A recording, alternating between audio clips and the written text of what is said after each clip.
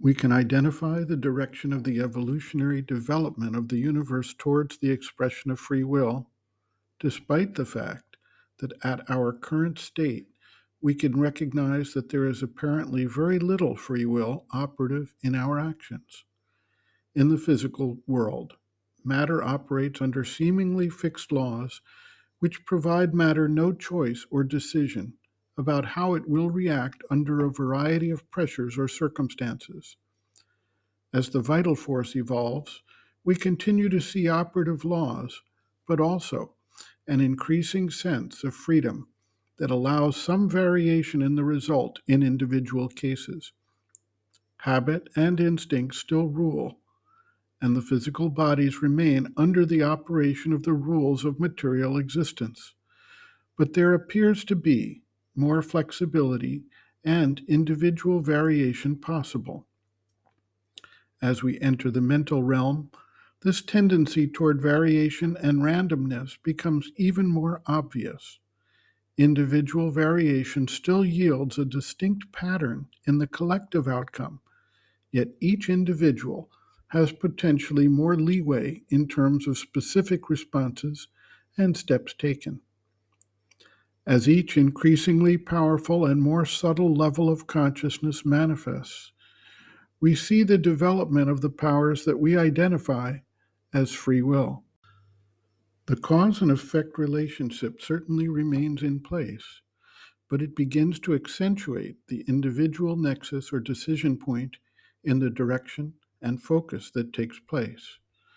This shows the tendency of the universal manifestation toward an eventual expression of true free will as further evolutionary expressions of consciousness take place. When there is a shift in standpoint to the divine standpoint, we can expect that free will can reach its ultimate expression, while at the same time, the larger universal creation continues to carry out the divine intention in the manifestation. Dr. Dalal writes, quote, "However, what emerges from the contents of this compilation is not a gospel of fatalism, for, in the light of the secret dynamics of existence revealed herein, the forces of life in their overall action tend to subserve man's gradual growth out of the ordinary consciousness into progressively higher and deeper levels of being through the evolutionary process. For evolution, says Sri Aurobindo, consists in the ascent of the spirit which, at first involved in matter and in conscience, progressively liberates itself by means of its secret evolutionary force, manifesting increasingly higher levels of its consciousness.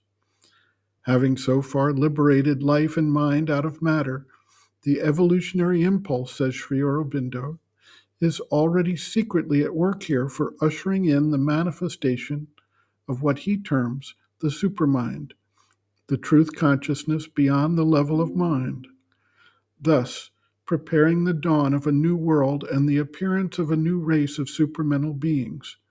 Therefore, though man in his ordinary state is depicted here as a creature who is more or less entirely moved and molded by forces beyond his ken and control, Sri Aurobindo and the Mother have also given herein intimations of a marvelous future human destiny as not only a possibility, but a promise.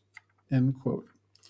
Reference, Sri Aurobindo and the Mother, The Hidden Forces of Life, Preface, pages Roman 11 to 12.